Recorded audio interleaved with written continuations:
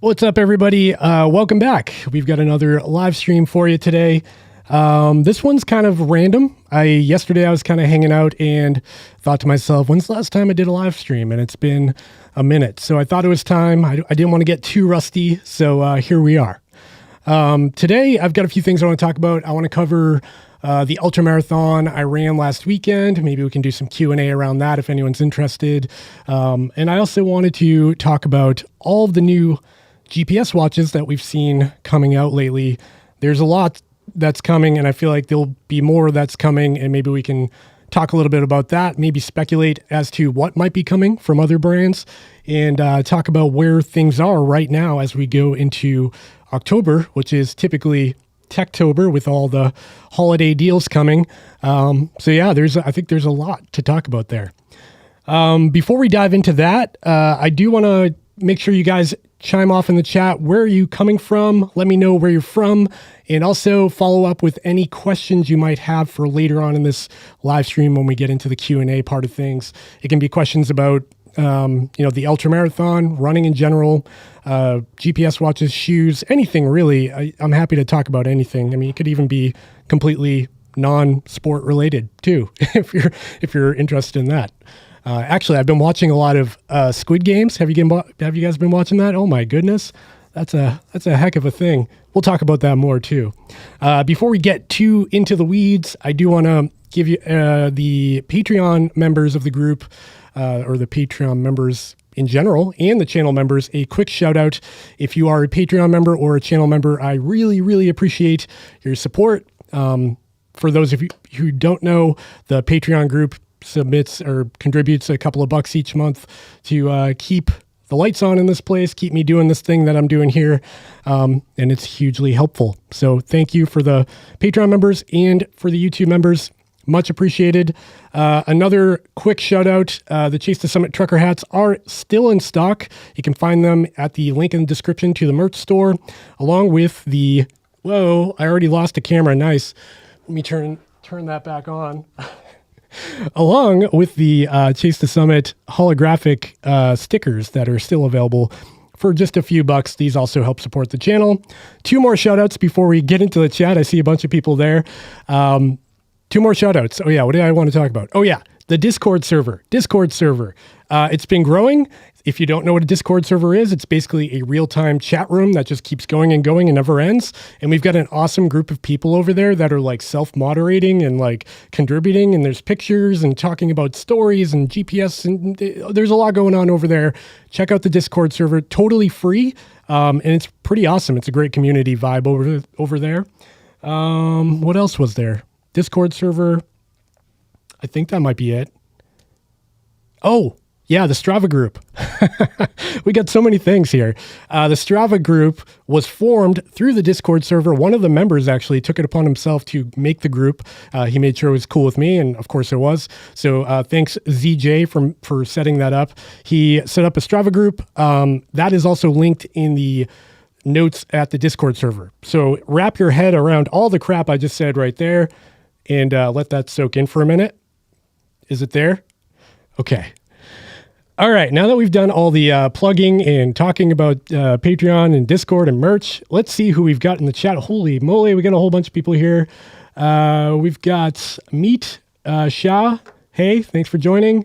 Cadenzo, thanks for joining. Hi from Chicago. Hey, Fernando. We've got Scott. I'm at work. Why are you doing this in the middle of the day? I will need to catch up on the recording. Yeah, totally sorry about that. And so the long story is I am actually on paternity leave right now because we had a new baby who's only a couple of weeks old. So in order for me to actually be able to live stream, my kids have to be in school, and my wife has to be in a comfortable position where the baby's like chill and, everything's good. So as it lined up, 1 o'clock worked for me, and I apologize. I know a lot of people are in work right now, but I was hoping it was Friday. Maybe you ditched out early. Maybe you have a long lunch break on a Friday. Who knows? So I tried to align it around lunchtime, at least in the East Coast. I know that changes depending on where you are. But yeah, apologies for that. The replay will be available later on. Drop your question if you've got anything here now, and I'll get to it. We've got Mad Happy right now. Hey man, just found your channel. Where in the East Coast are you from? I am in Massachusetts, a little bit north of Boston. Nashville, Tennessee. Awesome. Hey, from Vermont. Hey, cool. I'm not too far from there. Watching from Sweden. Awesome. We got Ryan Clayton, Midwest represent over in Indiana. Greeting from Lodz, Poland, Europe. Good vibes. Awesome. Thanks for joining. Kedinzo, yes. Hi from, let me try to say this. I'm bad with names of countries and Mauritius. Did I nail it? I'll take it. GL from North Central Massachusetts. Good evening from the UK. We got Seth, New England Trails. Yo from Rhode Island. And Mad Happy Mad right now says, congrats on the baby. It was good to see your video on the last run you tried going through with everything. Yeah, so that's kind of the first thing I'll talk about today. Last Saturday, I don't know if you caught up on my channel, if you even watch it, maybe you're new to the channel, go check out that video, maybe after this live stream so you're not cut short on this. Basically, I ran a 100-mile ultramarathon. It didn't go quite as planned, and I ended up dropping at mile 44. Still recovering now, although I'm feeling pretty good. I actually ran yesterday. I kind of just felt decent enough to get out the door. I did a couple of miles, but my calves, man, I did some damage. In that video, I talk about some cramping I was going through later on in the race, and I just it feels like knife stab wounds in my upper calves near my knees. It's like right where the tendon is that connects to the bone. I've been doing some foam rolling and stretching and massage gun, just trying to break it up a little bit and, hydrating like crazy and stuff. But it's just going to be some time before I'm full out, out there again running. For now, I'm still doing like GPS testing and stuff at a limited capacity because of how beat up I am right now. But I'm feeling pretty good now. It's been 6-7 days since the race, and yeah, I mean, I'm capable of jogging. I'm definitely not in perfect condition yet, but it is what it is. I kind of knew going into that race that things weren't perfect for me. Obviously, we had a 12 or 13 day old baby at home. Sleep hasn't been great. My diet, honestly, has not been great. We spent a week in the hospital where I was eating hospital food all day and, not sleeping great at night, being on a couch in the hospital and stuff. I can make all the excuses in the world, to be honest with you. But the truth is I wasn't as trained as I should have been. And, I made some poor mistakes during the race that ultimately led to the DNF. And the weird thing is I'm not that broken up about it. I'm not that upset about it because I kind of knew going into it that it was kind of a gamble. But, it would have been cool to finish. Of course, everyone would have liked to see that, but that's not the way it goes. Plus, a failure video is always more entertaining than a success video, right?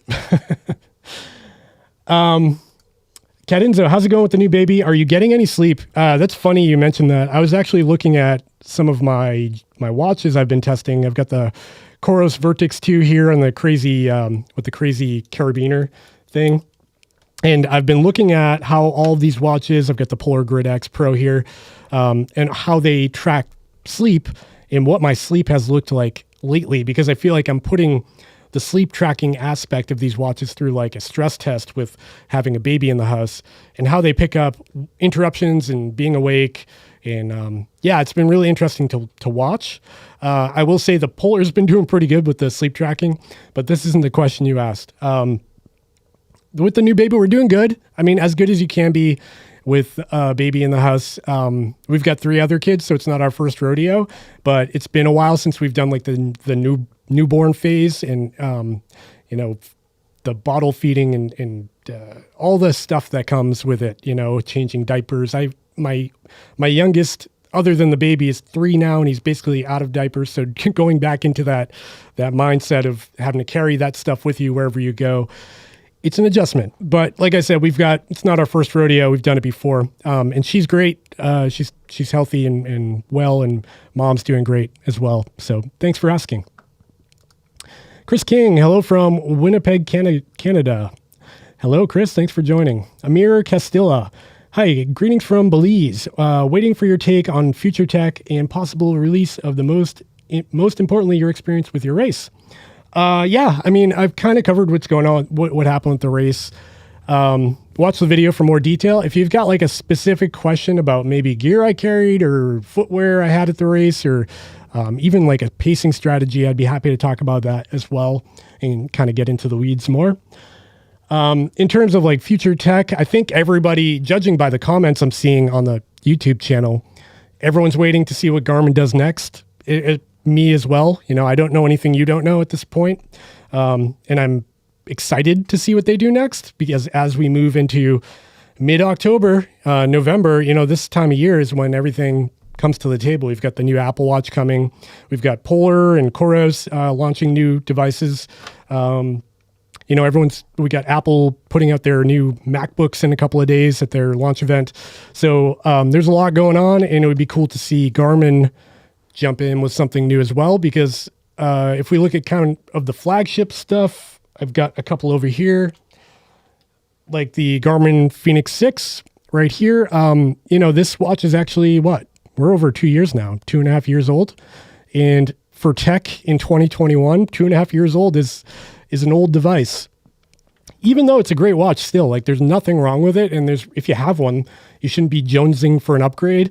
But the fact remains, 2.5 years old. If you look at that in terms of like phones, that would be like an iPhone, 10 or something like that. And that would feel quite dated at this point. No offense if you have an iPhone 10, but I'm just saying tech moves fast. I'm wondering if there's something going on with like their chip shortages or supply chain that might be playing a role in the delays that we're seeing. Or, you know, it might be a strategic thing on their part where they're waiting for the time to like strike, if you will. Who knows? I certainly don't know, but I am excited to see what comes next. Would love to hear your experience, lessons learned from your ultra endurance training and having kids. Yeah, I guess I could share a few thoughts on that. In terms of like having a family and training for an ultra, I think there's a few things I focus on. First off, comparison is the thief of joy. That's actually a vlog coming up that I have. If you're like me, I've got 4 kids now, and I've got friends with no kids, and they are out there every day, weekdays, weeknights, through the night, camping, you know, hiking, on mountaintops. Just their Instagram feed gives me that fear of missing out. And it's easy to get sucked into this like negative thought of like, why can't I be like that? Why can't I do this? And then you end up forming some resentment, and like there's hostility in the house because you feel like you're being held back. And that's a selfish thing to feel. And you know, I'm certainly guilty of this too. And it's something I work on all the time. You need to basically, if you have a family, in my experience, I need to realize what I'm capable of doing while managing all the other responsibilities I have at home. And if that means a 2-mile run instead of a 10-mile run because something else is going on, I have to accept that's what's happening today and move on with my life and hopefully get a long run in later on in the week. Right. So yeah, that's the main takeaway for me, is like, take what you can get. Not every day is going to be the most epic event of your life, but you can definitely train for a 100-miler. Heck, you could train for a 240-miler, like the Bigfoot or whatever, while being a parent. I promise you it's possible. And despite what you read in forums and on Facebook groups and stuff, you don't need to do 100 miles a week to run an event like that. I ran, sure, I didn't finish. I was probably capable of finishing, but I went too fast. But I was running between 20 and 40 miles a week before the 100-miler last weekend. And I think that was enough. I just think I played my cards wrong. So yeah, I mean, sure, at that level, I'm not competing for the top spots. I'm not even going to be in the top 10, but I would have finished if I played my cards right. So don't get discouraged. Don't be resentful. I think just take a step back and realize, try to realize what you're capable of, and then focus on finding time and working with your partner to make time. Man, went off on a tangent on that. Hope it was helpful. Okay. We got Trail Actor from Bulgaria. Cool. Thanks for joining. Puerto Rico. Cool. Congrats on the new baby. Thank you very much. You know what the weird thing was at that ultra last weekend was so many people, like, I'm in my own little bubble here. I film on YouTube. I go home. I work from home. So I don't really get out that much. And so many people recognized me at that race. It was kind of, it was like kind of a shock to me that, like, I guess I didn't piece together, the amount of, I don't have a huge channel and I don't have like the most views in the world, but a lot of people, every 3 out of 5 people at that race were like, hey, aren't you that guy on YouTube? And a bunch of people were like, hey, congrats on the new baby. And I stopped and I was like, wait, who are you? But thank you. It was really an eye-opening experience. But yeah, thank you very much for congratulating us. She's healthy and doing great. Justin Jones, homesick from work, negative on my COVID test. Well, that's good. Glad to hear that. Glad I can be here. Glad you made it. So all you had to do is call in sick to make it to the live stream. DDFF, your recommendations for 360 camera to document my backpacking trips. I'm not super camera experienced, but pretty tech savvy. So my favorite by a long shot is the Insta360 One X2. It's a little bit expensive. I think it's like $400 for the base kit that comes with the selfie stick, but it is by far the easiest one to use. You film with it, you sync it with your phone, you edit on your phone. You can actually upload directly to Instagram with your phone. There's really not a lot going on. Like, it's very easy to understand. It's actually a little easier than using like a GoPro. Got over here.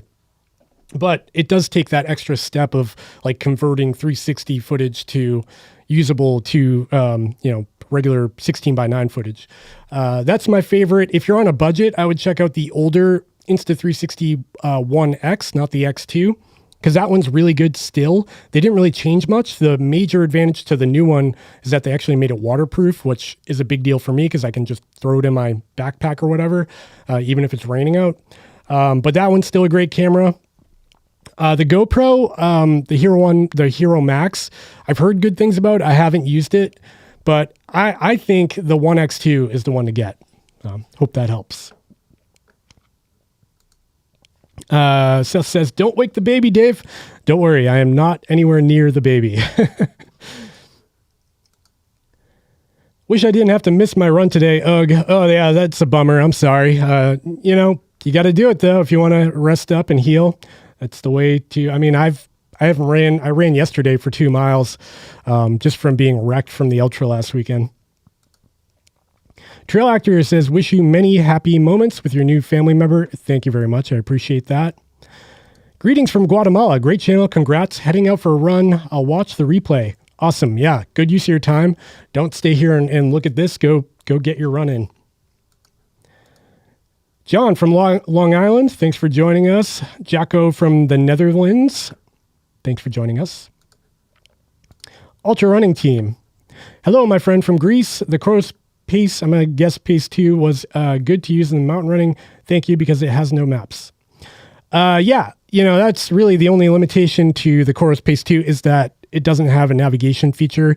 And a lot of people, the video I posted yesterday about COROS's firmware updates, everyone was talking about, where's the update for the Pace 2? Unfortunately, the Pace 2 is not capable of navigation, and that's at a hardware level. It's not something they're holding back in software.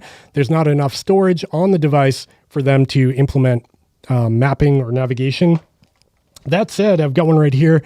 This is still like such an amazing watch for $200. Really hard to beat for the money. I've got a bunch of videos comparing it to like the Garmin Forerunner 55. I've got one coming up about the 245. And even at like the Garmin Forerunner 245 level, that's significantly more money than this. This still holds its own quite well. And it's really cool to see. This is where I feel like this is COROS's bread and butter, making affordable devices. Not to say that the VERTIX 2 isn't cool. This thing is such a tank of a watch, and it's got so many cool features. But I feel like these affordable watches just really put them on the map. And probably, I'm going to guess, I don't really know. I would guess these are their top selling devices. Who knows? Okay.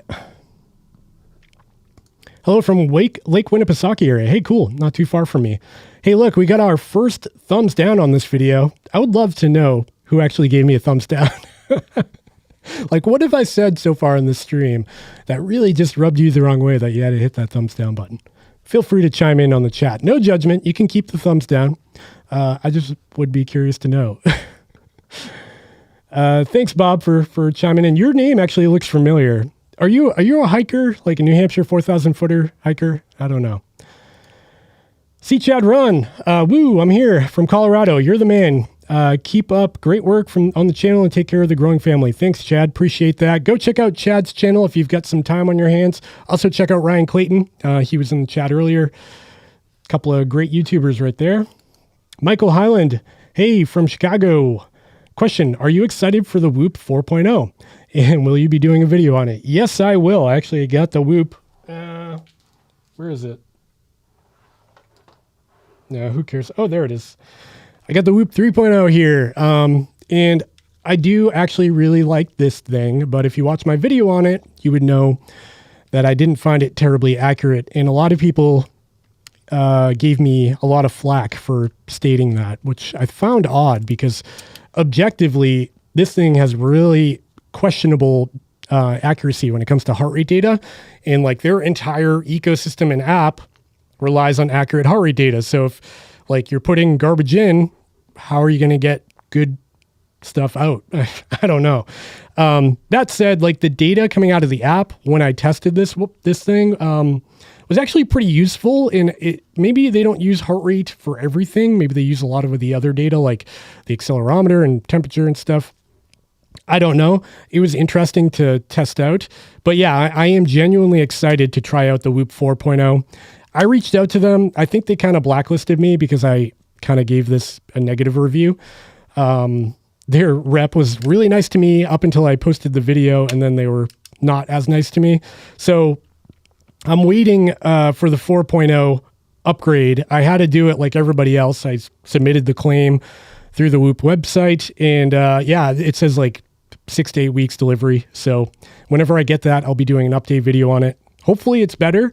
I'm hopeful that they improve the accuracy because that was my only beef with this. That and the monthly subscription was hard to swallow. Like $30 a month. That's like Hulu, Netflix, and whatever, Disney combined. You know, it's a lot. I feel like $10 a month feels a little bit more like reasonable, considering it's something you pay for forever, you know. Seb, hey, from France. Thanks for joining. We got Michael Gillingham, turmeric for recovery. It's funny you mentioned that. I have actually tried that pretty extensively for a while. Not this recovery around, but previously I forget what injury it was. I think it was a knee injury. I had a knee dislocation when I was out running, and it gave me a ton of inflammation, and that inflammation was so hard to get down. So I tried everything. I Googled anti-inflammatory holistic medicine. I tried topical gels, turmeric, black pepper was one of the things. I think you take that with turmeric.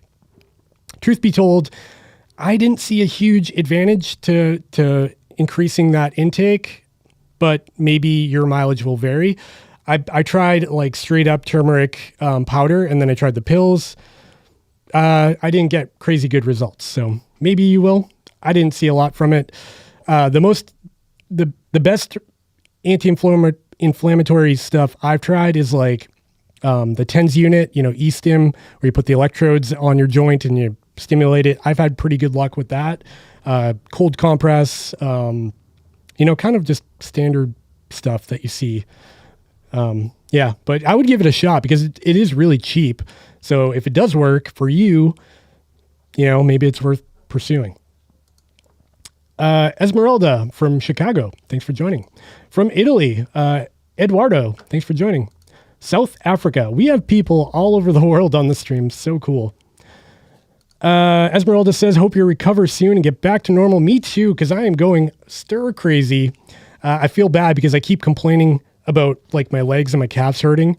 My wife just gave birth a couple weeks ago, and I'm over here like, oh, my legs hurt. It's nothing compared to what she did. So I try to keep my mouth shut. The HRM on my Venue 2 does not seem to be accurate enough. Even though it's the latest generation, anyone else deal with this? I sprint 170 beats per minute or higher, but it thinks it's lower. That's interesting. I had really good luck. I'm not even gonna. I've got them all over here, but there's no point in picking them up. I had really good luck with the Venue 2, and I still use it on and off today.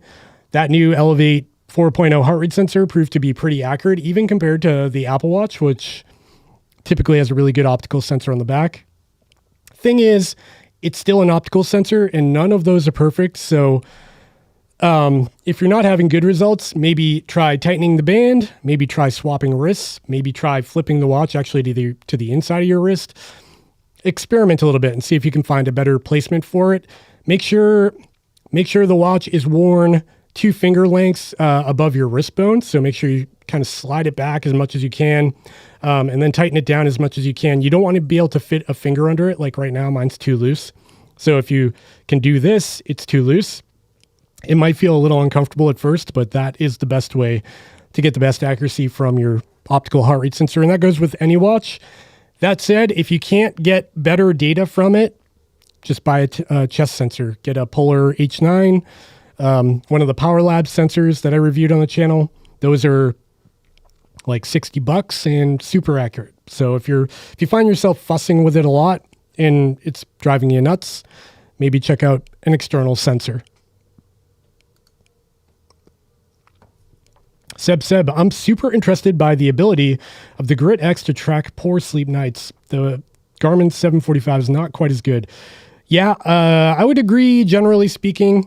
The newer Garmin's got better, like the Fenix 6's updated sleep widget, the Forerunner 945, the Forerunner 945 LTE, the Venue 2. Those all got a lot better in terms of sleep tracking, but I still find that Polar does a bang-up job. They do a really good job. And like I said before, we've got a new baby in the house, and what better way to stress test sleep tracking than to put a baby next to you while you're trying to sleep? And yeah, the Polar's been doing a pretty good job in terms of picking up, like when I wake up, when the baby's crying or whatever. It's been doing a pretty good job with that. Maybe I'll post a video. That might be kind of funny to post like sleep tracking stress tests with the baby and like night by night, what it looks like. I'll add that to the list. Cadinzo, I hope Garmin releases more smaller watches. The newer ones feel like they'd be way too big for my arm. They still have a few small ones. Like if you look here, even this Fenix 6S, if you compare that to the Pace 2, they're almost the same size. Of course, it's a bit heavier because it's made out of metal and not plastic. But the 6S is pretty small. What other ones do I have? The Venue 2S is also pretty small. I don't have one of those. The Forerunner 55, where's that? Yeah, that's it, right? Yep. The Forerunner 55 that I have here, that's pretty small too. If you compare that to this Grit X Pro, that's kind of a chunky watch on the left there. Yeah, so the Forerunner 55, the 6S, the Venue 2S, those are all pretty small watches. I don't know if you'd be able to get much smaller than that. Maybe the Venue SQ gets pretty small, but at that point you start to give up some features. And as you shrink the watch, you also shrink the battery life. Keep that in mind. But yeah, it would be cool to see them, kind of expand on that in the future. Maybe like a really small 945 with the mapping and everything, but in a smaller package. That'd be cool. Brian Barton, I invested in the VERTIX 2, but it's looking as though I'm going to have to self-isolate for 10 days. Playing with it on the sofa isn't as fun. Yeah, it's not as fun. Definitely not. But one thing you can do on the couch is do your HRV test, and that'll tell you if you're getting sick or not, right? So that might be something you can do on the couch. Definitely try to pick up a treadmill or something. Good luck. I hope your isolation goes well. I've got so many dollars burning a hole in my pocket. Wow, that's a good problem to have. And I'm so tempted to buy the Copper Grit X Pro because it's beautiful. But I would love a Fenix 7 or an Icebreaker VERTIX 2, I think. Ooh, yeah. I will say, I'm actually working on a video comparing the Grit X Pro to some other watches. I do really like the look of this watch. This is the Grit X Pro Titan, the titanium version. I like how light it is. I also just like the bezel design and stuff. The only thing I don't like about it is the size of the display. It leaves those big chunky bezels around the perimeter, which just, I feel like by today's standard, we got like Fenix watches having thinner bezels, and the Apple Watch 7 has like no bezels. I feel like in 2021, we shouldn't have these really thick bezels. Even the VERTIX 2 has like relatively thin bezels for the giant size of the watch. Between those three, though, like we don't know anything about the Fenix 7 yet. We can speculate. I guess I would bet that they'll thin out the bezels a little bit. And I would bet that they'll incorporate some of the new features we saw in the VERTIX 2, like that new dual frequency GPS. But who knows what else? I don't know. If you could wait, I feel like a lot's going to happen in the next couple of months because of the holidays coming. And I would say if we don't see anything by like mid-November, nothing's coming, probably. Maybe late November. Like if they waited till the last minute and they launched something like the last week of November, they could probably have time to like ship out enough for the holidays. But yeah, at this point, it's starting to feel like they might be holding back. It might be a supply chain thing. Who knows? But it's starting to feel like something might not be coming. I don't know. I guess we'll find out. So if you had to choose between the VERTIX 2 and the Grid X Pro, Grid X Pro is way cheaper. VERTIX 2 has more features, onboard music, mapping, true mapping, and better navigation features. I don't know. It's kind of up to you. They're both pretty good. Up until last week, I was still running with the Fenix 3 HR, and I upgraded to the Fenix 6 mainly because the battery life on my 3 HR was bad. I'm very, very happy with the upgrade. Yeah, you should be. That's a huge leap from the 3 HR to the 6. It's funny, I had the 3 HR. That was probably my third or fourth GPS watch. Back then, I still had a problem with these. I was buying them all the time. And I loved that thing because it came default with sapphire glass, and it had reasonably good battery life, and it had an optical heart rate sensor, and that was the first Fenix to have the sensor on the back. So that's pretty cool. But the 6 is a whole different league. Miguel from Utah. Cool surprise to find you live streaming on a Friday morning. Yeah, thanks for joining. I'm glad it worked out for your schedule because I was worried that we wouldn't have a lot of people here, but we've actually got like 80 people watching right now, so that's pretty awesome. Thanks for joining, everybody. And if you're new, if you're watching right now, make sure you drop where you're from in the chat. Any questions you might have, could be about the Ultramarathon, could be about GPS watches, could be about shoes, could be about cameras, could be about TV shows, whatever you might be worried about or considering. Let me know. We'll talk. Esmeralda, I was wondering if there's any recommendations on literature for newcomers to running. It's always great watching your videos and recommendations on gear. I would be the wrong person to come to you on that, but literature, there's a lot of books out there. If you're interested in ultramarathons like I am, the one to get is Ultramarathon Man. That's from Dean Karnazes. That book is like what kind of invigorated the whole ultra community, I feel like. I personally haven't read it because I'm not like a huge reader, but also the book North by Scott Jurek is really cool. That's more of like an adventure because he's going after an FKT on the Appalachian Trail. I did read that book and it was fantastic. Not a question, but I was just wondering, with all the cool updates from all the different watches, I can only imagine what Garmin has for their next release to catch up. Yeah, I wish I knew because I get questions every day. People Instagram message or email or comment, when's Fenix 7 coming? When's this? I don't know. I wish I did. But yeah, hopefully it's really exciting because they've definitely taken their time with it. Oh, here's a good recommendation for you, Esmeralda. Born to Run. That is a awesome book. I've heard. Again, I didn't read it, but yeah.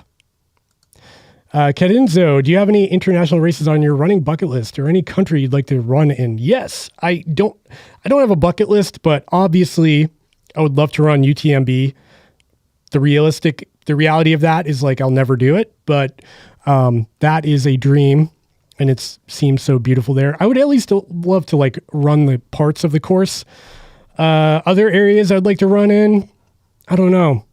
There's a lot of like in the Alps. Yeah, there's just so much of the world I haven't seen, and it would be cool to travel more, but with a big family and with the state of the world right now, I don't know how realistic that is. But yeah, there's a lot. I think mainly, in any mountainous region I would love to explore. Other than the obvious, what is very important to bring on a race trip? Ooh. Other than the obvious. For me, I don't know how obvious this is, but for me, Body Glide. That's like a lubricant for things that chafe. That could be your vest or your shirt, could be your pants, shoes, feet. Comes in like a deodorant stick. A couple of videos ago, I showed how I was packing my bags for the 100 miler, and I actually bring two. I have one in my vest, and I also bring one in my drop bag. And Body Glide is an essential tool for me, because even later in the race, if I start to feel kind of a hot spot or a chafing spot, I can rub it on real quick and address it. Next up would be an extra pair of socks for ultras. And also, maybe not totally obvious, duct tape. Duct tape is so useful. A lot of people either use duct tape or something called leukotape. Leukotape is like medical tape, or it's like the medical equivalent to duct tape that basically you can put on a wound. You can fix gear with it. Like if your vest rips, you could fix your vest with it. You can wrap it around your toe. Something's going on. So there's a lot of uses for it in kind of a pinch that could get you through to the end of the race. And I find that stuff really useful. There's more, but a backup headlamp, or even a backup to your backup. I carry a tiny like AAA super light handheld flashlight. I put that in my emergency kit, because if your backup to your backup dies and you're in the dark, you're kind of hosed. So carrying like an extra 30 grams on you is totally worth it. There's probably more, but I could go on and on. Hello from Belgium. From a new proud dad of 4 weeks, future runner, your videos are watched overseas. That's awesome. Congratulations on your new addition. Polar or Garmin for the 100 to 400 meter. Congrats on the baby. I think for that, you're kind of safe either way. The one thing that Garmin will give you is a proper track mode. I don't think, has Polar done a track mode yet? I don't think they have. I'll check right now. So track mode essentially allows you to get a super accurate, I know they have indoor running. I don't think they have a track mode. Track mode essentially gives you a super accurate GPS track on a running, like a track and field track, and you can do it indoors. So if you're going for time, you're hitting your lap key, that can be a really useful feature. And they give you that on even the cheapest Garmin. This Forerunner 55 has the track mode built in. So does this COROS Pace 2 actually, and these are both $200. So I would say between Polar and Garmin for like track running, probably Garmin, just for that very reason. Chris King, new Garmin Forerunner 945 LTE user, 2 weeks in. Awesome, congrats. I'd be curious how often you've found use in the LTE aspect of it. Did you even sign up for it, or did you just kind of use the watch as is? Hi from Oklahoma, I'm guessing. I'm wanting to start filming some of my runs and document the journey to marathon. Any advice? Yeah, I guess what I've learned along the way is don't be embarrassed. If you're running in a group, it's weird to pull out your camera and like selfie or aim it at people or whatever. And I found for a while I was limiting how much footage I was getting because of how nervous I felt. It was so awkward to pull out a camera. But I found even in that last race I did, people are kind of into it. You could be like, hey, say hi to the camera. People would wave and say their name and stuff. So just kind of lean into it, embrace it. Don't feel shy or vain about it. If you want to document it and share your journey, it's exciting, and you should be, willing to put your face on camera. That's really the biggest piece of advice. And, secondly to that, hit record as much as possible, because like I find I'll go out and film a race or a hike or something. And when I get home and I'm like, oh man, I didn't film that part where my shoe was rubbing me the wrong way, or like some, conflict that could have happened that I should have captured, that would have been more interesting for the video. So just like really just bring extra memory cards and record as much as possible. Hope that helps. Amir, how far behind am I? Talking about parenting, doing what you enjoy, nailed it. I go through the same frustrations, but remember, family comes first. Yeah, you're totally right. Anamorphic, anamorphosy. Sure. No questions here. Just congrats on the baby. Many thanks to the videos. Thank you. Appreciate that. Hello from Slovakia. Tomorrow I have a little trail race, 11K. And if I will be satisfied with the results, I'm planning on buying a Pace 2. Awesome. That's going to be like your congratulatory award as a Pace 2. It's a good one. Got to treat yourself. Brian Emerson. After 28 hours, I still had 10% left on my COROS Apex. Mind-boggling compared to the watch in years past. Yeah, man. Brian actually ran the race. I think got to be the same Brian, same name. He ran the Mid-State Massive with me. I did not bump into him, but I know he was there. So congrats on your finish.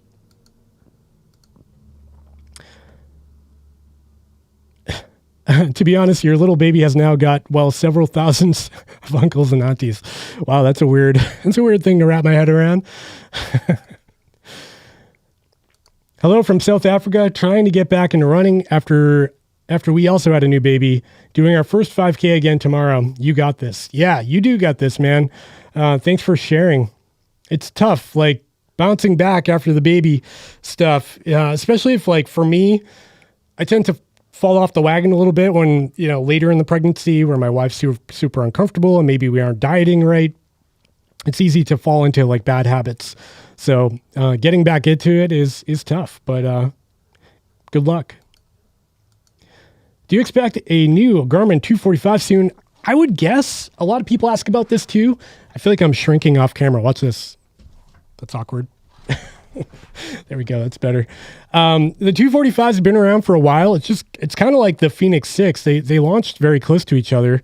I've got one around here somewhere, but yeah, if I had a guess, that's kind of up. It's ripe for an upgrade. And to be honest, I was kind of expecting it before the holidays. Again, I keep saying this, but who knows? I would be excited to see it, but I don't know. Noah B. Hey, Dave, really appreciate your most recent videos. Great stuff. Dad Fleets Unite. Dad Fleets Unite. That's a great little symbolism there. Thanks. I'm glad you like them. I need to make more of those videos of like just running, vlogging, about life, racing. I feel like they're a little bit more relatable, and honestly, they're a lot of fun for me to make. So I'll try to make more. I'm going to have more coming about like recovering and training with a baby, because I actually do have another race on the calendar 2 months away right now that I really want to do well at. So I'm trying to be strategic on how well I can train in just like 7 weeks remaining before that race. We'll see. And I'll have videos all about that. Carlo Gayton. Is the heart rate data reliable from the COROS Pace 2, or is it really as bad as DC Rainmaker says? I don't think I've seen that one from Ray. For me, it's weird because some days, you'll probably see it in my videos, some days I get really good accuracy from this optical heart rate sensor, and then other days it's not as good. I do find that if you buy the Pace 2 with the nylon band that I have here, it has a much better chance of getting good heart rate data because you can really customize the fit. So you can get this like just as tight as you need it to be and then sock it down with the Velcro. And this band really helps out with that. So hit or miss for me. It's definitely not the worst by any means. It's on par with most of the Garmin's. None of them are perfect, unfortunately. So I would say it's not as bad. It's not the worst. It's not perfect. I don't know what Ray said about it. I probably watched his video, but it's been a while. So remind me what he said in the chat. Matt LeGrand says the Whoop cult is strong. People love the simplicity of the device, one simple number to rule them all. Yeah, I found that out the hard way. When I posted that Whoop 3.0 video and I kind of gave it a negative review, or, I just spoke the truth. The data is not good. Like, no matter how you slice it, I couldn't get good heart rate data out of it. And everyone was like, well, how do you know your other sensors are accurate? I'm like, well, if I've got 4 sensors and all of them line up, except for the Whoop band, I'm going to go out on a limb and think that the Whoop band is not accurate, especially considering I'm wearing a chest ECG sensor. I've got an arm ECG sensor. Like, those are pretty good. So what doesn't line up, doesn't line up. I do like the theory behind it. I like the software part of it. I just think they need to improve the hardware quite a bit. Side note, the most recent, the 100 miler video. Sorry, Noah. Trying to catch up on this. Colin McRae says probably an accidental thumbs down, I guess. Probably, but if it wasn't, I want to hear from you, thumbs down guy or girl, whoever you are. Maybe you just don't like my face. That must be it. Does the Venue 2 give off VO2 max and all those advanced data? It gives you a VO2 max. It's kind of buried. It's actually in the profile, health profile, whatever. It gives you your body age or fitness age. So that's how old you are metabolically and not actually years old. And then it gives you VO2 max, but it doesn't do anything else. It doesn't do like training load or training focus or recovery advisor. Like that stuff is all in the Forerunner line. The basic stuff is on the Venue 2. Question, what is the best HRM chest strap to get currently? For my Venue 2, the latest HRM is not as accurate as times. Like I said, I like the Polar H9. I don't think I have it with me. I also really like the Power Labs chest band. I've got a review on that on my channel somewhere. Both of those are $60. They're very inexpensive. They're pretty accurate. And I've been using the Polar H9 for over a year now with no issues. I swap out the battery like every 4 months and I'm good to go. Aside from that, if you've got a bigger budget, the Garmin HRM Pro is really good. That's going to give you a little bit more data. Maybe not on the Venue 2, but on the Forerunner line, you get like ground contact time and running power and things like that. That one's like $130, so it's a bit more. And the weird thing about that is like the brains is actually built into the belt. So if the belt rips or degrades over time, you actually have to throw the whole thing away, which is kind of a headache. But it is a good band. So I like the H9. I like the Power Labs chest band. And I do like the Garmin HRM Pro. Here's a cliffhanger. Oh yeah, question. Have you tried? I think he'll chime in. There it is. Have you tried the nylon strap for the Garmin watches, such as the Fenix 6? Would you recommend this to save some pounds and grams? I have the nylon ultra fit band for the Garmin Enduro. I have it right here, actually.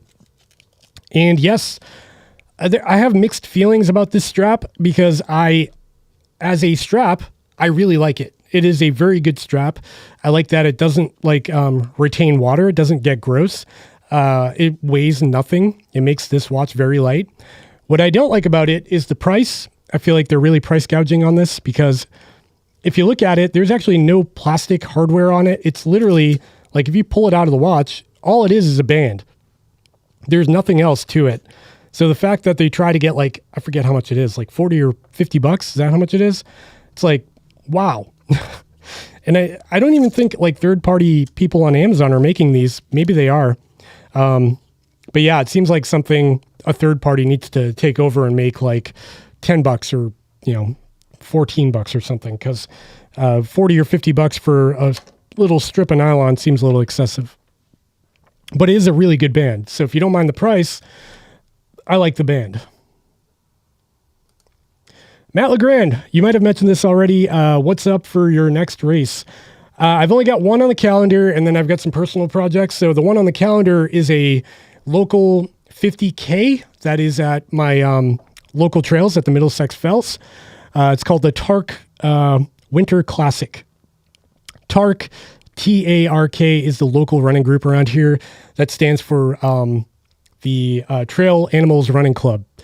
And they put on a bunch of local events, and they're super cheap, and they're a ton of fun. It's like $30 to get in.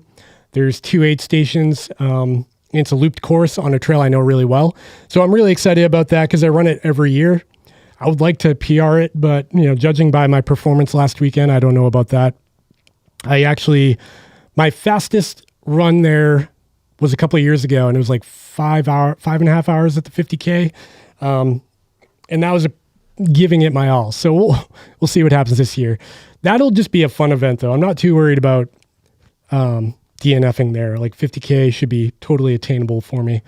And then after that, winter's going to roll in, and I've got some personal adventures lined up. I want to do some stuff in the mountains, and I will certainly have my camera for that.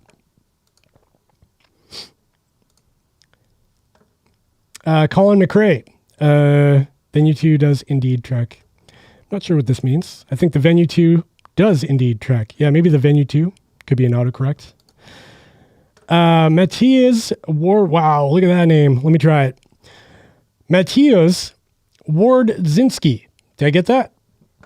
I will again take the opportunity and ask you very kindly for the Grid X Pro versus Suunto 9 Peak. Well, get this. You're going to appreciate this. I've been wearing both of them all week, and that video is imminent. I'm probably going to film it this weekend. Maybe Sunday or Monday I'll film it, and I'll be editing it probably for mid to late next week. So stay tuned for that. Make sure you're subscribed. What watch are you wearing right now? At this very moment, I'm wearing the Polar Grit X Pro, but that is only because I'm working on a video comparing it to the Suunto 9 Peak, like I just talked about.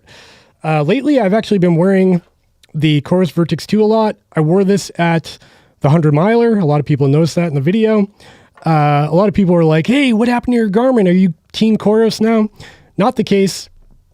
I just try to stay impartial, unbiased, try to stay between brands and look at them from an objective perspective. So lately I've just been trying to switch them up all the time, which has been a headache for training because my body battery and Garmin isn't totally accurate because I'm not wearing it every day. And my sleep tracking is kind of scattered through all these devices, but I'm learning a lot about all of them. The COROS VERTIX 2 did perform really well at that Ultra though. So I can talk about that if you're interested. Thanks for your question. Amir Hassan, hey, what do you think is the best marathon triathlon watch to track pace and other metrics? Best? Maybe the Garmin 745 if you're into triathlon. I like that watch. It's been really accurate, but it's suffered from kind of questionable battery life. But if you're only doing triathlons, it shouldn't bother you. I also do really like the COROS Pace 2 as a triathlon watch because it does have a proper tri mode. I'm not a triathlete. I just know which ones have tri mode and can support it. Other than that, they could all kind of do it. They'll all give you your pace. Others do it better than others. I know a lot of people have issues with some of the older Garmins where the pace is really jumpy and it's hard to tell what your pace is while you're actually running because it's bouncing all around. But lately, I feel like they've filtered it out a bit, so they've averaged it and it looks a little bit easier to digest. Bought the Garmin 245 Music. Good purchase. Any things to be careful about? I would say just the display. The Gorilla Glass is not super scratch resistant, so if you whack it off of something, it's going to scratch. So I would buy a screen protector. That's my 2 cents. Elisa, hey from OK, I'm wanting to start filming. Oh, wait. Did I already question that? Yeah, I already got that. Cheers from Greece. Thanks for watching. I appreciate your sincerity. The ups and downs. I'm excited to try my first 50K in June using your gear tips. Any thoughts on the taper down process? Yeah, so I'm not a professional coach or anything like that. So take this from just from my experience. The way I taper down. Do you guys hear that motorcycle out there? Wow. The way I taper down is basically 3 weeks out, I'll start to reduce my load So maybe that just means reducing intensity. So I won't go out on like really hard efforts. I'll still keep the mileage up, but reduce the intensity. 2 weeks out, I'll start to reduce distance and time on feet. And then like a week out, I'm doing almost nothing. I'll do a couple of walks. But yeah, I like to like give my body a good 5 days of like almost doing nothing to just kind of recover all those little niggles that you might have in your muscles, like slight sore spots. Give that a chance to rest up, eat clean, have a good diet, get your protein in, and get all the repairing you can done before your big event. That's what works for me. I'm not a professional. I'm not a coach or anything like that. So take it for what it's worth. Naresh Kumar. Hey Dave, greetings from India. Recently subscribed to Jeff Pelletier's channel. He posts great trail running videos and tips. Check out his channel. Yeah, I love Jeff's channel. I've watched his channel a lot actually, and I was watching his VERTIX 2 video, I think yesterday. He has a really, really good channel. Tyler Gee, tips for running in the White Mountains during the fall. Yeah, bring, again, from my experience, pack your car as if you're going winter hiking, regardless of what the weather report says. Because you can I've gotten to trailheads in the fall that at the base of the mountain, looks like a beautiful fall day, 60 degrees, 50s. And then by the time you get to the top, it's sleet, it's below freezing, ice, maybe potentially you need crampons or micro spikes. Yeah, it can be a trip. If you're not from the area or you're new to the area, the weather in the White Mountains is totally just crazy this time of year. You can either get a nice fall chill day or you can end up in a full-blown blizzard at the top of the mountain. So just prepare. I like to fill my car with bins of like everything I think I will need, and then drive up. When I get close, kind of inspect the mountaintops, look around, maybe get a higher summits forecast the day before. And then in the trailhead parking lot, actually pack my bag for what I think I will need to survive it. So yeah, that's my, and make sure you get the latest up-to-date weather forecast before you leave your house. Martin Clark, disappointed with the Whoop 3.2. I have their new software version. If you haven't used it in a while, you might want to try. Leading up, getting the 4, they granted a grace period in the app if you have the 4 on order. Yeah, the funny thing is, even though I gave the Whoop 3.0 not the greatest review in the world, a lot of people used my referral link that I had in the description of that video. And now I've got Whoop service for like the next 2 years or something. Like I keep getting referrals for a free month from the link. So I've got like an infinite amount of Whoop service now. I just need the new hardware to be able to test it. So I'm looking forward to that. But it's good to know they're helping their current subscribers out. Martin Clark, getting better sleep data with the Whoop 3 now than from my 945 LTE. Yeah, that's interesting. So the Whoop's sleep data was actually pretty good. My issue with it was like the strain data. If that's based off of your heart rate data, if that's based completely off the heart rate data, the strain data is going to be off. That was my only beef with it. Oh man, I just got a notification that Kafuzi's live stream just started. If you haven't checked out Kafuzi's channel, go check him out. But maybe after this stream. Matthias Wardzinski, about the old Grid X non-pro barometer sensor issue. Rumor has it they replace the sensor when a failure occurs. Interesting.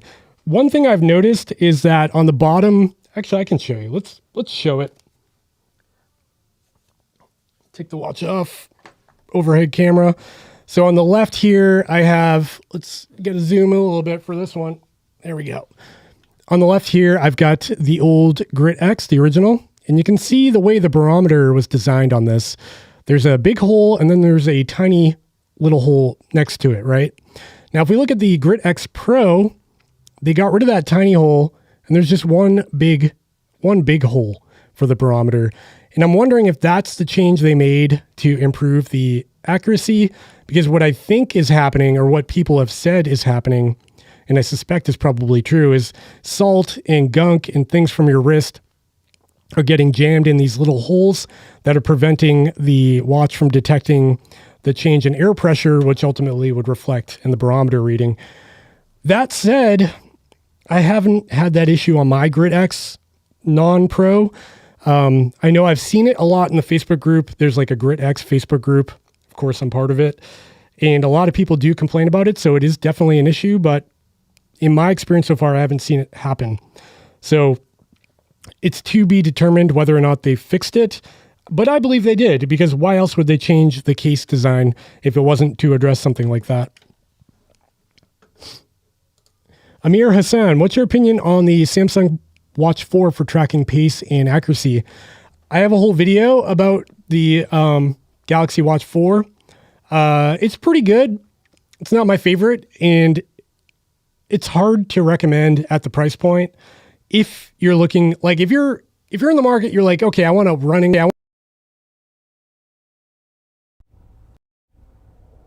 What just happened? Uh-oh. What just happened? Am I still? Sorry, I just lost. Something just happened. My mic turned off. Something happened. I hope you're still there. Let me know if you guys can. Let me know if you guys can hear me right now. I'll keep talking because I think you can hear me, and it still says I'm live. So hopefully it's not. Didn't get too messed up. Okay, where I left off. Okay, the Galaxy Watch 4. Yeah, it's not a bad watch, but if you're in the market for particularly a running watch, I would say there are better options on the market for that amount of money. That's just my opinion on it. But if you are a Galaxy user, you're somebody who has a Samsung Galaxy phone and you really wanted like an Apple Watch experience, the Galaxy Watch 4 is going to be the best alternative you can get. So hope that helps. I actually lost where I was in the chat because like my screen blacked out and my audio interface turned off. I don't know what happened, but I'm glad I recovered as quickly as possible here. Sorry for the technical difficulties there, folks. Okay, well, funny, as a new father, I'm tracking my sleep and can assure you my Garmin notices body battery stress is worse. Telling myself transferring energy to my son. Yeah, that's a good way to look at it. You're definitely transferring energy. Yeah, I mean, last night, for people who are not parents, here's how last night went. Our daughter is like 3 weeks old now. I'm sure some of you can relate. We're doing a mixture of bottle feeding and, you know, the other kind of feeding. And my wife fed her at midnight. Then she fed again at 2 o'clock in the morning. And then I fed her at 3:30, 4 o'clock in the morning. So if you do the math there, not a lot of sleep happened. And we take shifts now, but like even still, just when the baby cries, we wake up, like both of us get up, even though one can go back to sleep, both of us end up waking up, and that just screws up your whole night. Like you come out of your deep sleep and then you got to get back there. So it's definitely a challenge, and it's definitely harder than any ultramarathon to raise a baby. Trail actor, how much heel to toe drop do you find work best for you in long distances? I currently swap between a few pairs when I go 4 millimeter. Yeah, so I am a big ultra footwear user, so that's zero drop. That's not for everybody, but it really works for me. At my last race, I wore the Ultra Lone Peak 5.0s, and they were actually a brand new pair, fresh out of the box. I like those. I might try the Ultra Olympus too in the future to get a little bit more squish or cushion in there as I get a little bit older. Man, I don't want to get old, but as my feet get older, they get a little bit more beat up at these events. So I've considered that. However, I have been wearing Topo Mountain Racer 2s, and those are like a 5 millimeter drop. And I've been wearing the Salomon Ultra Glides, and those are a low drop. I forget how much, but yeah. For me, I don't really notice a huge difference between 0, 4, or 5. Like anything under 5 feels like low drop, and it all feels pretty good to me, even though I'm very used to 0. So I think your mileage may vary, but I like a low drop shoe. I like 0 shoe. My computer went haywire again. Like the monitor turned off. Jeez. Okay. Let's keep going. Let's keep going, baby. Keep this party going. Okay, where are we at here? I'm stationed in Germany. Gorgeous scenery and trails. Oh, that's cool. I would love to try out Germany. Oh, here's a great question that I was hoping someone would ask when I mentioned this earlier. What do you think about Squid Game? Wow. So I think we've got one episode left. My wife and I have been like binge watching it since we've been on maternity and paternity leave from work. And you know what? Let me unplug something real quick because I think that's what's messing with me. Yeah. I actually have my GoPro plugged in. I think that's what's been messing with my setup. Yeah, so Squid Game has been it's been a weird one to follow. Like the first episode, I was like, I don't know if this is for me. Like I thought it was kind of slow, and I watched it dubbed. So I had like the English speaking over the Korean, like mouth over thing. And I tell you what, that is not the way to experience it. You got to put on subtitles and read and let the actor's voice, like, even though it's Korean and I can't understand it, they just seem like way better actors when they speak their native language rather than the overdubbed English version. So if you're getting into it, I would suggest that. But it's it's gory. Make sure kids aren't around when that show comes on because it's quite a thing. Jamper, greetings from Finland. Thanks for watching. Noah B, to follow up on the 100 miler video, I know you said that it was the last video made. What was the story leading up to the next aid station? What was the story leading up to the next aid station? You mean from where I dropped? Yeah. It was like a roller coaster, man. I went from mile 20 feeling pretty bad, mile 30 feeling pretty good. I started running again in that video. I was moving. Nothing was like, things hurt, but like expectedly kind of hurt, like not unnormal. And then mile 40 hit and I hit a wall. Like my stomach started cramping to the point where I thought I was going to vomit. I kind of did a little bit, like dry heaving kind of thing. And then my calves, man, they cramped. Like I could see little seizure, like spasms going on in my calves, and they didn't want to work anymore. So at mile 44 was the aid station 6 where I ended up dropping, and I didn't have it in my head yet when I pulled into the aid station. I was kind of jogging up. It was actually a really cool area. It's like this big dam across a river, and the aid station was actually on the dam. So you run over the dam to this aid station, and they were like really trying to pep me up, and they gave me ginger ale. They gave me some hot broth because it was late at night. It was like midnight, and tried to get me going again. But once I sat down, there was like a hill, like a grassy hill. I sat down on this hill and I like just sprawled out.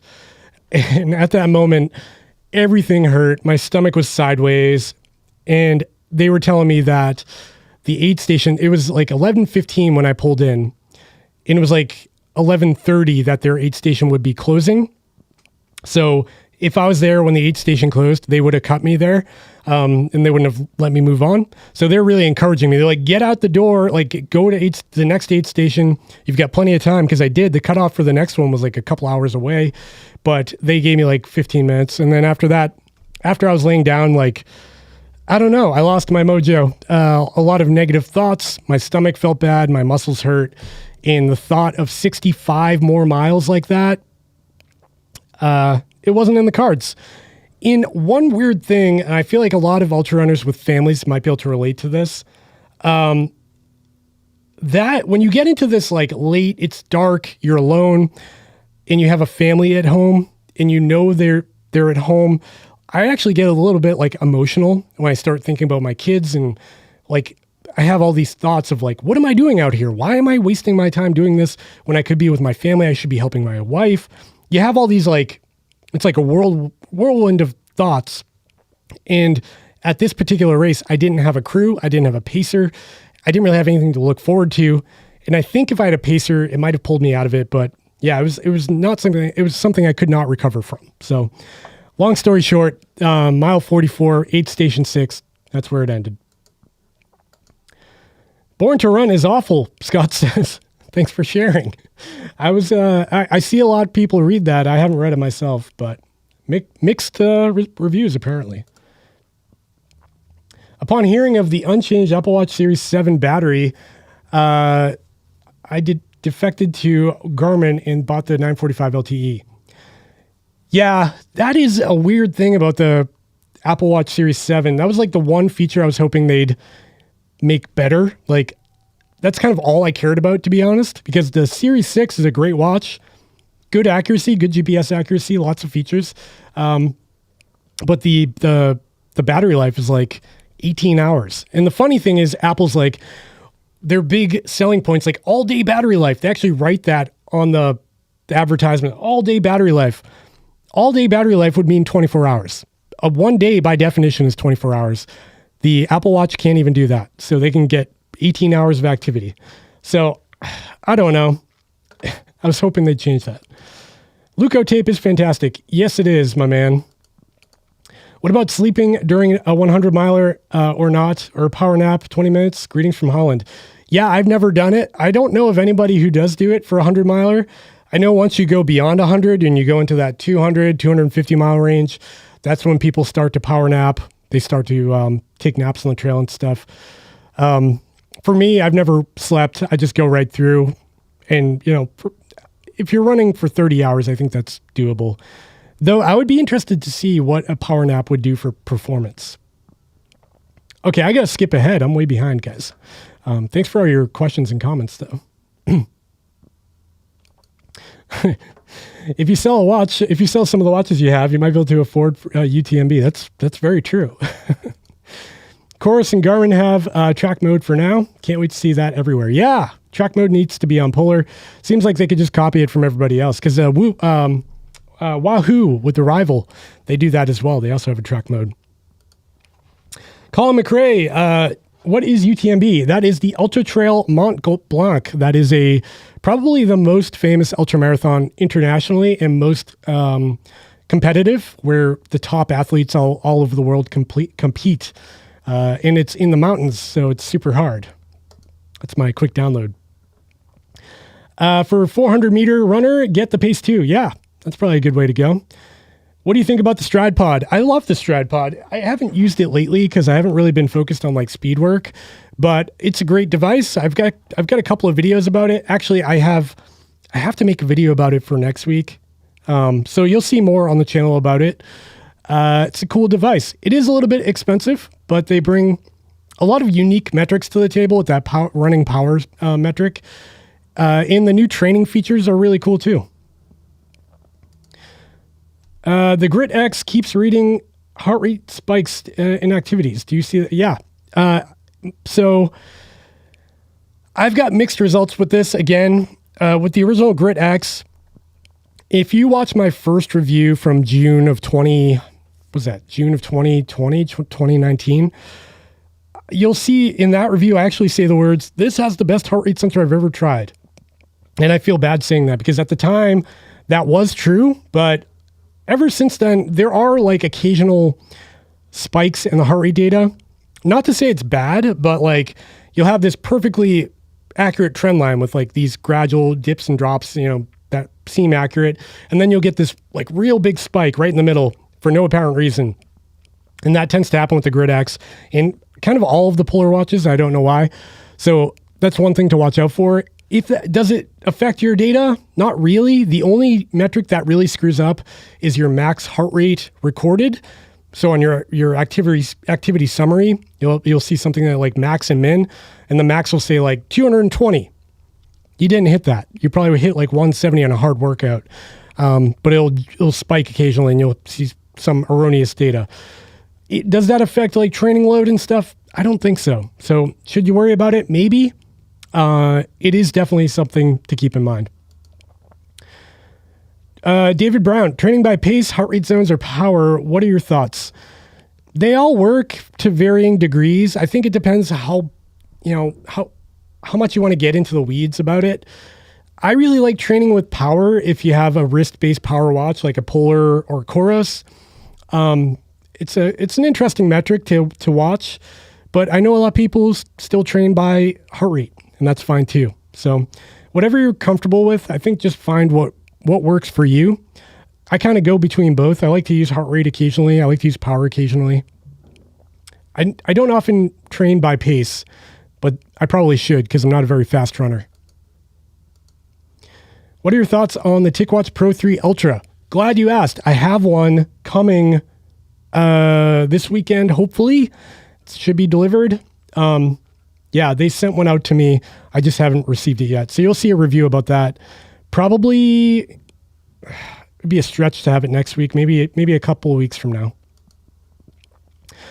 Zuka Zunik, hello. Thanks for joining. Katinzo, UTMB. Yeah, there it is. The Alps and the beautiful views and really tough course. Yep, for sure. Salted Wasabi, thanks for joining. Bob Howe, do you incorporate any strength training? If so, what areas do you train and what are your favorite exercises? I should do more. Even though like, if you look at me, I kind of genetically got these like biceps somehow. They don't go away. But yeah, I don't do a ton of strength training, but I want to do more. The stuff I do is mainly body weight exercises. I don't like going to the gym, so I do a lot of stuff with like Bowflex dumbbells, or we've got a pull-up bar, and of course the treadmill. But I stick to basics: push-ups, pull-ups, dips, things like that. Core workouts are good for running. Again, my wife is probably watching this and being like, "You don't do any of that," but it's something I need to get back into. I'll blame the baby again for that one. Let's jump back to that real quick. One thing I can say is like trail running in general is definitely more advantageous for your core and like whole body exercise rather than just being a dedicated, running exercise. So if you're a trail runner, I feel like you get a lot more out of it than just straight up running. So maybe that's something to consider. Bryce Norton Henley, finally a live stream event. What did I miss? Kidding, I'll rewatch later. Thanks for joining, Bryce, and thanks for the support. Bryce is one of the Patreon members, and he's also a channel member. He's been helping out for like over 8 months now, so I appreciate that. Andrew, cool, thank you. I think he's talking about UTMB. Let's see. Do you find that small difference in accuracy from the wrist heart rate on the Fenix 6 to the chest strap changes the metrics that Garmin uses for their metrics like VO2 max? In some instances, yes. I did notice for a while, like a year ago, I started exclusively wearing the Polar H9 with my Garmin Fenix 6, and my VO2 max actually went up, which was interesting. So that indicated to me that it picked up some change in my heart rate. It went up by like a point or two, and it definitely wasn't like fitness because it went up pretty abruptly. So I think it does play a role in it. How big of a role is probably dependent on you, your skin density, your body fat percentage, skin color, hair density, like all that stuff plays a role in how accurate your sensors are. Any idea if Play Better is going to get the Grit X Pro? The 60-day return policy is nice. Funny you ask. I actually texted my guy over at Play Better right before the stream because I was planning on doing some Grit X Pro videos. And if you don't know, I work with Play Better. They sponsor this channel. So I was hoping to get, some of their, to see if they'd have it in stock. But they didn't reply yet. So I would assume, yes, they have the original Grit X. They have all the other Polar devices. So I think they'll have them in stock. If you don't know, Play Better is like they help out my channel. They're a store based out of Maryland, and they have 2-day shipping and 60-day return policy. So it's a good deal. And of course, if you're interested in picking up something from Play Better, make sure you use the links in my descriptions because they help out the channel. Have you ever used Komoot, or do you think the Suunto 9 Peak is as good as Garmin finally? What watch are you sporting today? I'll answer the last question first. Polar Grit X Pro is what I'm wearing today, but it's only because I'm working on a video for it. In terms of Komoot, I think it's pretty good. I don't like their cost model because you got to pay a lot of money to have like a bunch of different regions. You have to unlock regions for it. I prefer using something like Gaia GPS, or even Strava has a pretty good route builder built in. And you can use Strava with Polar. You can also use Strava, export a GPX file, and then import it into Suunto. So you can use that for basically every device. Also, the Suunto app has a really good course maker tool that could be worth using if you're into navigation. Hi, is it possible to wear the Garmin HRM without my phone near me? For example, when I play football. Yep, you got to get the Garmin HRM Pro if you want to do that. Then when it gets close to your phone, it'll sync the data back to Garmin Connect. Oh, hey, Matt LeGrand is here. I watch all his stuff too. Cool to see people I watch interact. Yeah, Matt's a good friend of the channel. He's actually been on the live stream before. Check out the past live streams. We talked for a couple hours. I think we drank a beer and just chatted about YouTube stuff. Greetings from Germany. I'm looking for a watch with good, simple HRV measurement. Yeah, so between the Venue 2 and the VERTIX 2, the VERTIX 2 will give you like a more raw HRV measurement. And I like how it uses the bezel as a second point of contact for it.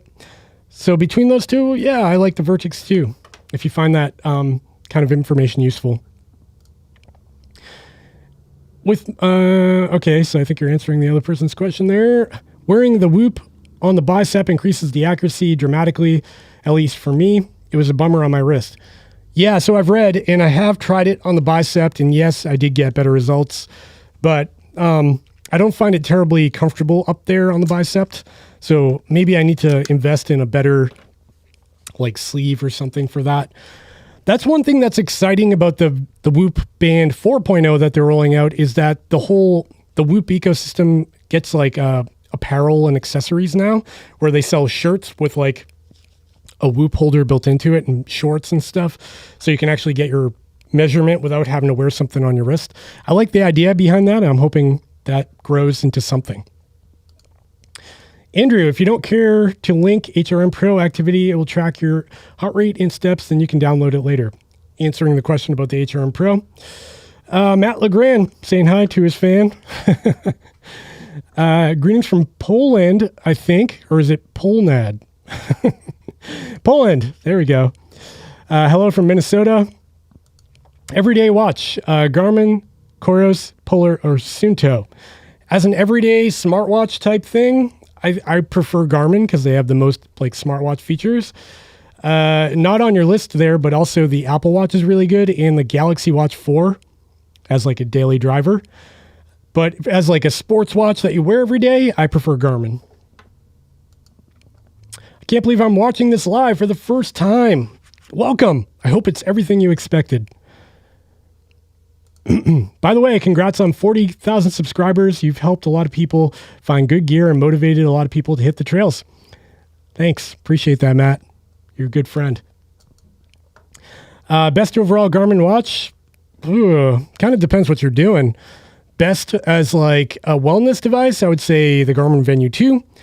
Best sports watch that Garmin makes, I would say it's a tie between the Forerunner 945 LTE and the Garmin Fenix 6.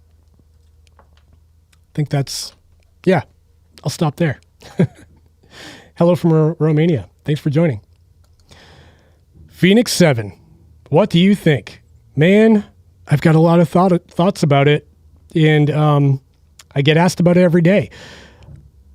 I think the Fenix 7 will have the dual GPS feature we saw on the COROS VERTIX 2. I think they'll have an improved heart rate sensor. I think they'll have better battery life, and maybe they'll bring some weird, quirky new feature like an OLED display or something like that on a Fenix would be kind of cool. Please, what's the best watch for calories burned? Oh man, I don't really know. I don't have a scientific way to quantify which watch is more accurate when it comes to calories burned. I don't even know how many calories I'm burning, so I have to kind of trust that they're accurate. I will say I like how Polar displays calories burned because they actually put it, I can show you, I'm wearing one, because they actually put it like right on, oh, that's my sleep from last night, because they actually put it right on the home screen and like make it really quick at a glance. You can look at it. There's the screen there. So if we dive in here, you can scroll down, see like right there, it says 438 active calories. So that's nice to see at a glance. And it's really nice that they let you view it quickly in the app too, but they all show you that information. So I don't know what's best. Even COROS does a pretty good job with it.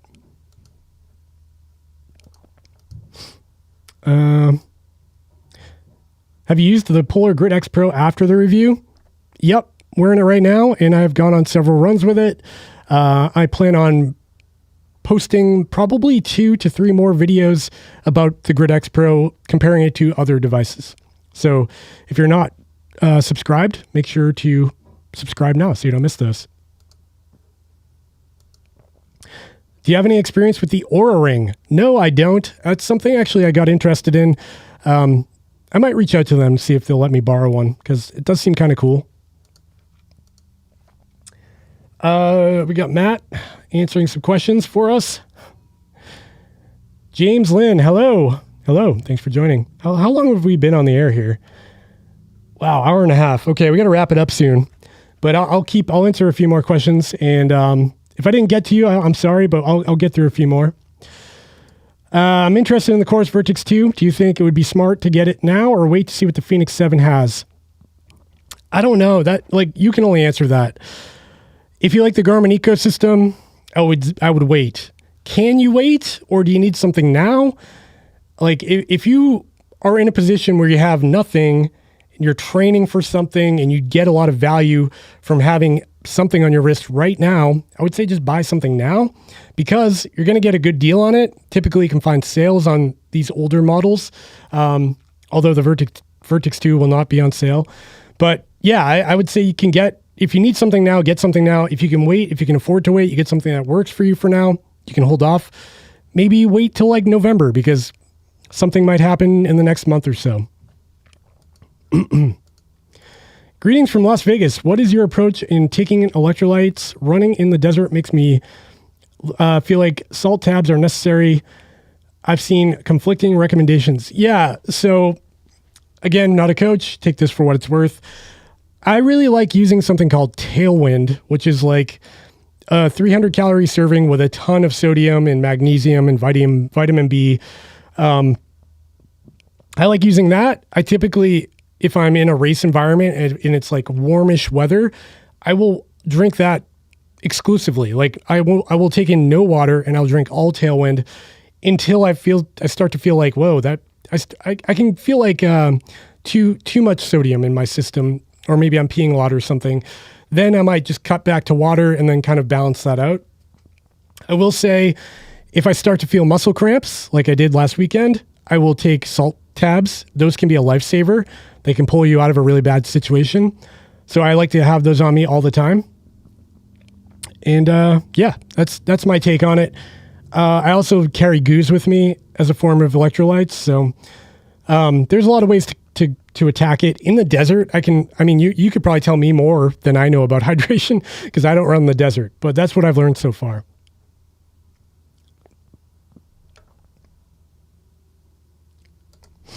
Okay. Also, I noticed your update video on the COROS VERTIX 2 and Apex. Do you expect many more updates for the COROS in these devices? Yeah, COROS is really good about their updates. COROS likes to, as long as the hardware can support an update, they will just keep pushing updates out, which I really like. So that's one thing I really respect about COROS, is they never obsolete something entirely until the hardware cannot actually support the feature. So if it's a space constraint, in the storage of it, or the CPU isn't powerful enough, like we saw in the Pace 2, the Pace 2 doesn't support navigation, so it didn't get an update yesterday, but everything else did, even the Apex, which is over 2 years old. So I really like that about Garmin. Oh, and here's everybody talking about me losing my microphone for a minute. Thanks for letting me know. Still there. Yep. All good. Let's scroll down. Matt LeGrand talking about kids at night. Yeah. Man, it is not going back into that mode. We have older kids, and going back into baby mode is so hard, but she is cute, so she makes it worth it. Okay, I'm scrolling down now. I'm sorry for everybody I missed. If you've got a really pressing question, repost it, or make it very visible, because I'm scrolling by a lot of people here because there's so many, and I'm getting close to the end of the stream.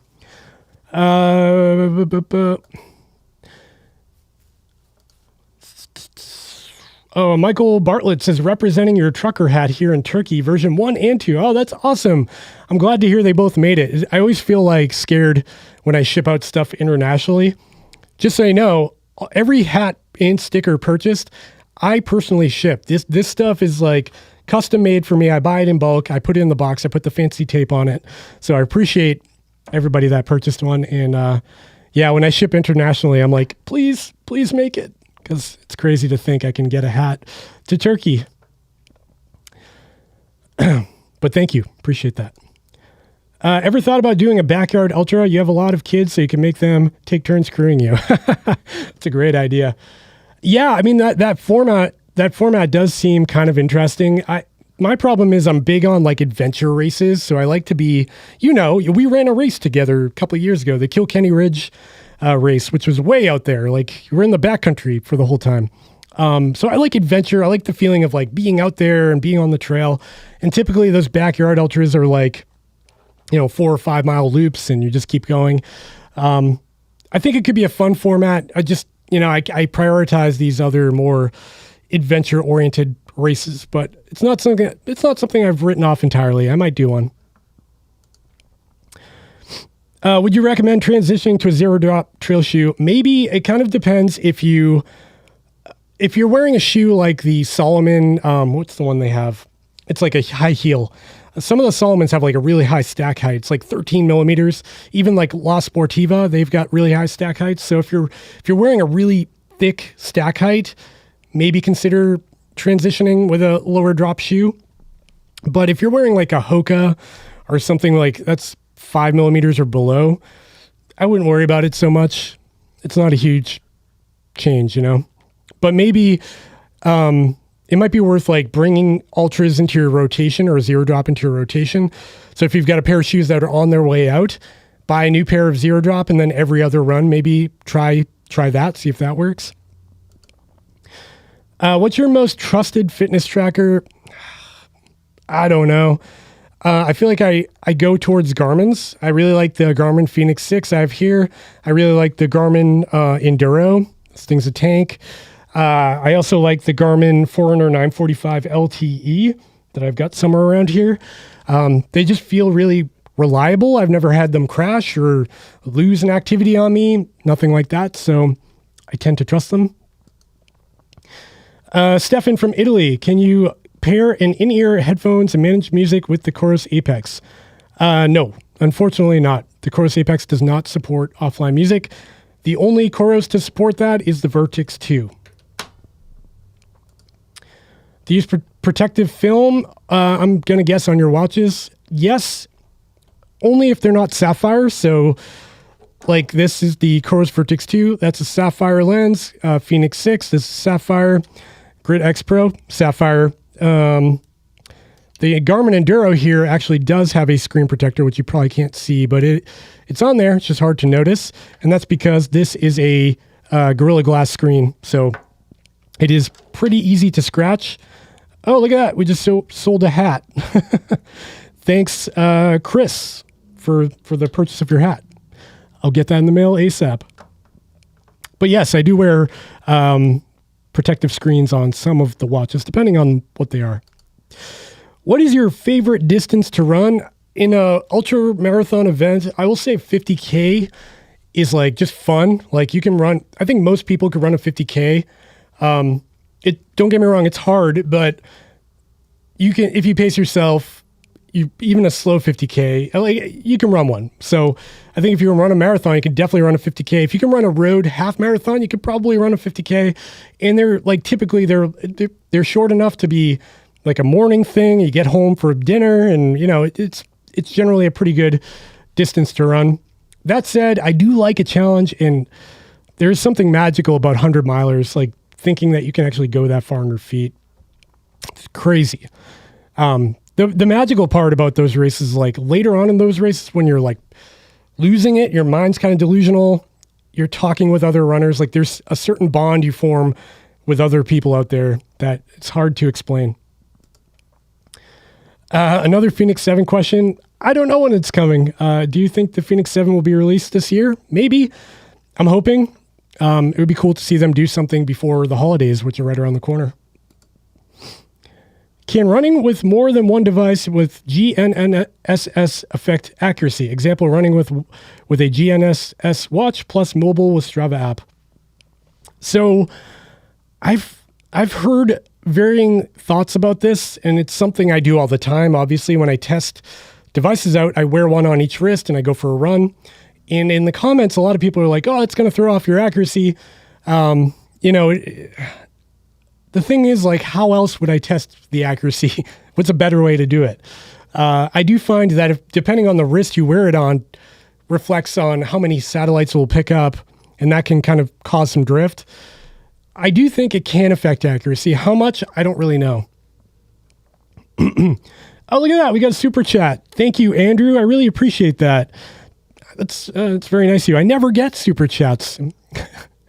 So I really appreciate that. Thank you. Keep it up. Congrats to you and the new little person in your life. Can't wait to see your continued journey. That means a lot. Really. Thank you so much, Andrew. Carl Hungus. Hi. Thanks for the reviews. Based on them, I've got the Solar Instinct. When the COROS Apex, I guess, failed, and I love them. They've got me through the Mid-State 50. Kudos to COROS. They are made my stuff. See you at TARC. Awesome. See you there, Carl. Felipe. Hi from Argentina. Your videos are great. Keep it up. Thank you. It would be nice to comment on your data screens. That's an interesting idea. Let's see. I'll show you what I have on the COROS VERTIX 2 here. And this is what I had set up for the race I ran last weekend. So we go into a trail running activity. And so you can see here up top, I've got distance, then I've got pace, average pace, calories burned, and battery. Fun fact about the battery life on the COROS VERTIX 2. I still haven't charged this watch a week later after running 45 miles with it that weekend. It's still at 72%. And down at the bottom here, I've got total elapsed time. And then when I go to the next page, I've got heart rate, I've got elevation gain, elevation loss. I've got the time of day on the next page. And then it goes over again. And then also I put in the map view. Oops. I put in the map view there too. I like to jump into the map view through the settings by holding this button and then going over to the map if I want to track where I am, if I'm on a course. So that's a quick look at what I had to set up for the 100 miler. Hope that helps. I guess I'll finish that. Hopefully this doesn't upload to Strava. It's let me delete it. That's one weird thing about COROS is if you record too long, like right now, if I let that go for a minute, it would automatically sync with Strava and people would be like giving me kudos on the 0 mile activity. Alex Orden, would you recommend transitioning to zero drop training? Didn't answer that? I think I answered that. My chat might be a little messed up. Noah says, it seems like a pacer is key. Don't know if you've ever watched Nick Bear's stuff. I do, yeah. To be fair, he has a lot of money to be with a full crew. It seems pacers really help push through. Yeah, pacers are everything. And I was kind of dumb to go into this without a pacer. Truth be told, I tried to get a pacer. Everybody was unavailable. And then I just was like, I don't want the pressure of them waiting for me. And I'm like, what if I bail and they drove out there to meet me there? I don't know. I had a lot of apprehension. So I just went solo and then I messed up. Okay, couple more and then we're out of here. Thanks, Dave. Congrats on the new baby. Thank you. We got Ramen Bishnoi. I think I said it right. Bishnoi. Hey, first of all, thanks for the great work you're doing. Also, the Enduro or VERTIX 2, if we have to choose. I've got a whole video about that. I'm not going to waste our time in this video. Definitely go check that out if you're interested. Long story short, they're both great for different reasons. Hi from the UK. What's your dream race? UTMB. I think UTMB or the Barkley. The Barkley would be crazy to get into if I could do that someday. And Chris Benson, Garmin Instinct Solar or Garmin Forerunner 745, which is better? If you're a hiker or an outdoorsy person, get the Instinct. If you're a runner or triathlete, get the 745. Okay, I'm losing my voice, I think. I hope you enjoyed this live stream. We've been on the air for way too long. My wife's going to kill me. I got to get home. Got to pick up my kids from preschool and get my other kid off the bus. I hope you enjoyed this live stream. If you did, make sure you give me a thumbs up down below. Subscribe to the channel. I've got a whole bunch of videos coming. I cannot emphasize this enough.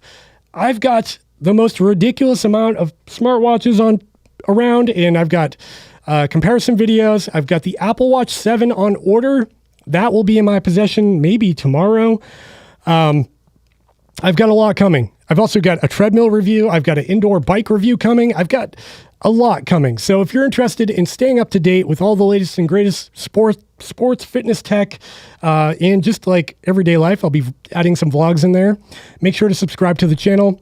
Check out the merch store for the hat. Check out the Patreon group to see some behind the scenes footage of what goes on around here. Check out the Discord server if you want to join the chat, and the Strava group. Join the Strava group to see what all of our community is doing. How many miles are people racking up?